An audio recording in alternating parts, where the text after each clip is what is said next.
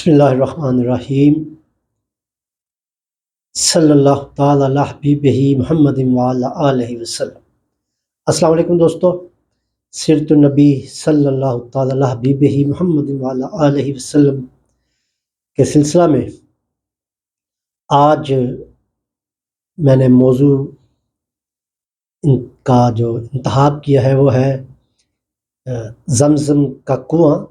کس کی ملکیت تھی۔ تو یہ پچھلے سارے لیکچر آپ سن رہے ہوں گے، تو اگر آپ اس کے ساتھ اس کو ملا کے سنتے جائیں گے تو اور بھی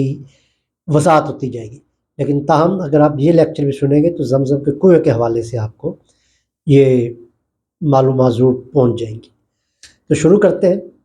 بسم اللہ الرحمن الرحیم۔ دوستو، حضرت عبد المطلب جو نبی اکرم صلی اللہ علیہ وسلم کے دادا محترم ہیں، انہوں نے جب حاجیوں کو پانی پلانے کے بارے میں سوچا کہ وہ پانی جو ہے، جو حاجی وہاں پر آتے ہیں حج کرنے، ان کو پانی کے لیے بڑی دشواری کا سامنا کرنا پڑتا ہے، تو وہ سوچ وچار کر رہے تھے کہ کہاں سے پانی ان کو میسر ہے۔ تو اسی اثناء میں ان کو مختلف قسم کے خواب بھی آئے، اور وہ خود بھی چونکہ ارد گرد کعبہ کے ارد گرد جگہ کا معائنہ بھی کر رہے تھے، تو انہیں جو صفا مروہ جہاں پر آج کل ہوتا ہے وہاں پہ اس زمانے میں بت رکھے ہوئے تھے، تو اس کے درمیان قریب ترین انہیں ایک جگہ ملی، انہوں نے وہاں پہ کھدائی شروع کی۔ اس کھدائی سے کیونکہ وہ کھدائی تھی صفا مروہ، کیونکہ ان دونوں کے اوپر اس وقت بت رکھے ہوئے تھے، تو قریش مکہ کے لیے وہ بڑی عجیب بات تھی کہ ایک طرف کعبہ ہے، صفا مروہ جو وہاں پہ دو بت ہیں ان کے قریب انہوں نے پانی کا، تو انہوں نے منع کیا قبائل نے کہ آپ یہاں پہ کھدائی نہ کریں۔ آپ نے بتایا کہ مجھے اس کے لیے رہنمائی کی گئی ہے، تو اس لیے میں یہاں پہ کر رہا ہوں۔ بہرحال انہوں نے بزور بازو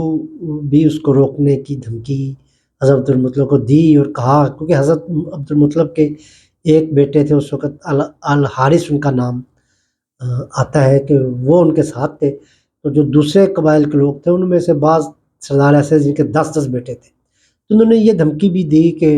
تمہارا تو ایک ہی بیٹا ہے اور ہمارے پاس تو 10 بیٹے ہیں، تو ہم تمہیں زبردستی بھی اس کام سے روک سکتے ہیں۔ تاہم وہ حضرت عبد المطلب تو اپنے اس کام سے باز نہ آئے، اور انہوں نے بھی قبائل نے بھی کچھ زیادہ اس کے اوپر پھر جھگڑا نہیں کیا، ان کو کھودنے کی اجازت دے دی۔ جب ان کو یہ کھود لیا گیا تو جب کھدائی کر رہے تھے حضرت عبد المطلب، 3-4 دن کی کھدائی کے بعد انہیں یہ محسوس ہوا کہ ان کی کدال کسی سخت جگہ پہ لگی ہے، کوئی آواز سی آئی انہیں، تو انہوں نے دیکھا تو وہ اس کے اوپر وہ سونے کے 2 ہرن تھے، کچھ جنگی سامان تھا، تو ان کو سمجھ آ گئی کہ قبیلہ جرہم نے جو یہاں پہ چھپا دیے تھے ہتھیار، اور وہ جو سینہ بسینہ لوگوں کی سمجھ میں آ رہے تھے، تو آپ تک وہ بات پہنچی ہوئی تھی، تو وہ انہوں نے سامان وہاں سے نکال لیا، اور جب اس کی تھوڑی سی اور مزید کھدائی کے بعد وہ زمزم کا کنواں بھی وہاں سے وہ دریافت ہو گیا۔ تو وہ آواز جب ان کی خوشی کی اور وہ آواز وہاں تک پہنچی، تو قبیلے کے لوگ وہاں پہ اکٹھے ہو گئے، انہوں نے حق ملکیت جتانا شروع کر دیا۔ حضرت عبد المطلب نے کہا تو یہ جو ہرن ہیں سونے کے اور جو ہتھیار ہے یہ تو کعبہ کی نظر ہے، تو کنویں کی ملکیت پہ حضرت عبد المطلب نے کہا یہ تو میرا حق ہے۔ تو یہ جھگڑا پیدا ہو گیا کہ نہیں، یہ تو کنواں سب کا ہی ہوگا، پورے قبیلے کا ہوگا اور سب کا حصہ اس میں ہوگا۔ تو اس کے لیے فیصلہ کیا گیا کہ کوئی حکم مقرر کرتے۔ اس زمانے میں رواج تھا کہ نجومی لوگ جو ہوتے تھے وہ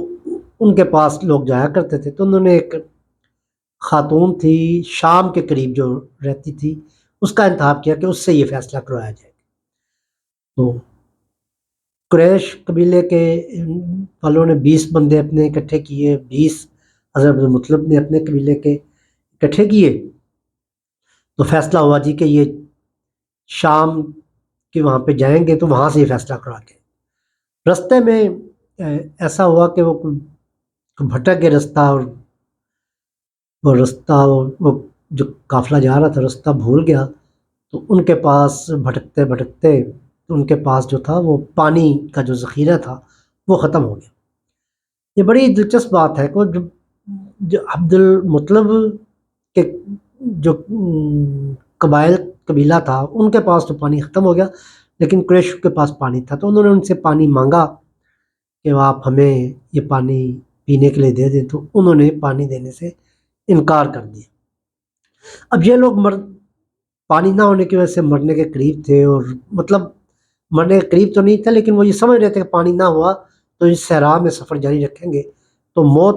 تو یقینی ہے، تو وہ اس کے بارے میں سوچنا شروع ہو گئے۔ لیکن حضرت مطلب نے کہا کہ نہیں، بہتر ہے کہ کوشش کر کے مرا جائے، اگر مرنا ہی ہے تو اس طرح کرتے ہیں، سامان باندھتے ہیں اور آگے تلاش کرتے ہیں کہیں پانی مل جائے گا۔ اللہ کی قدرت تھی کہ وہ انہوں نے جب اونٹ پہ اپنا سامان جو تھا وہ باندھ رہے تھے، تو اونٹ کو جب اٹھایا گیا تو اونٹ کے پاؤں کے قریب ہی اللہ تعالیٰ کی رحمت سے کنواں ایک جاری ہو گیا، میں چشمہ جاری ہو گیا، کنواں تو شاید، تو وہ جو پانی تھا وہ اتنا تھا کہ انہوں نے قبیلے والوں نے پیا، قریش والوں نے پیا، اور سب نے اس سے سیر حاصل، اپنا جو تھا وہ سیراب ہوئے، اور پھر پانی انہوں نے برتنوں میں بھر بھی لیا۔ تو اب وہ قبائل نے یہ کہا کہ عبد المطلب، یہ فیصلہ تو اللہ تعالیٰ نے فرما دیا ہے کہ کنواں کس کا ہے، اب آگے جانے کی ضرورت نہیں ہے، واپس ہی چلتے ہیں، اللہ تعالیٰ نے آپ کو یہ صحرا میں اس قدر یہاں سے پانی دیا ہے، تو لہٰذا ہم بھی اس چاہے زمزم کے بارے میں آپ سے کبھی سوال نہیں کریں گے، وہ آپ کی ملکیت ہے، تو ہم اس کو تسلیم کرتے ہیں۔ تو لہٰذا اس طرح نبی اکرم صلی اللہ علیہ وسلم کے دادا پر اس کنویں کی ملکیت جو ہے وہ اس طریقے سے تسلیم کر لی گئی، اور یہ طے پا گیا کہ یہ زمزم کنواں عبد المطلب کی ہی ملکیت ہے، اور یہ پھر انہی کے قبیلے میں رہا۔ وما علینا الا البلاغ المبین۔